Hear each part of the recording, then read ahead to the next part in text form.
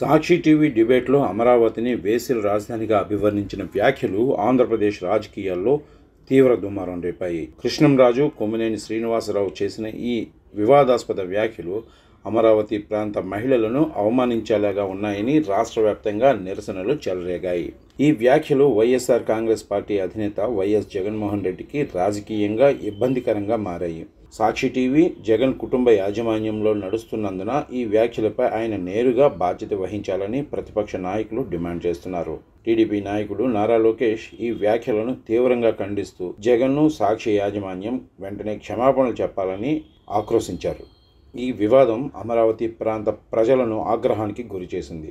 ముఖ్యంగా మహిళలు ఈ వ్యాఖ్యలను తమ గౌరవానికి భంగం కలిగించేలాగా ఉన్నాయని భావిస్తున్నారు. సామాజిక మాధ్యమాల్లో #YCP ఇన్సల్ట్స్ ఉమెన్ అనే హ్యాష్ట్యాగ్తో విస్తృతంగా నిరసనలు వ్యక్తమవుతున్నాయి. సాక్షి టీవీ డిబేట్లో చంద్రబాబు నాయుడు అమరావతిని దేవతల రాజధానిగా పేర్కొన్న సందర్భానికి కౌంటర్గా ఈ వ్యాఖ్యలు వచ్చాయి.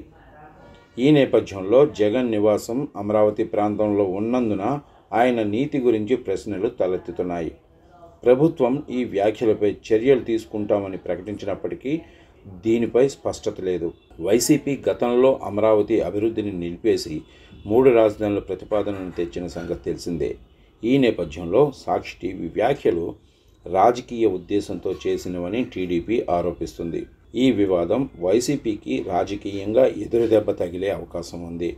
జగన్ ఈ వ్యాఖ్యలకు దూరంగా ఉండటానికి ప్రయత్నిస్తున్నప్పటికీ సాక్షి యాజమాన్యంలో ఆయన కుటుంబ సభ్యులు ఉన్నందున ఈ ఆరోపణల నుంచి తప్పించుకోవడం కష్టమని విశ్లేషకులు భావిస్తున్నారు.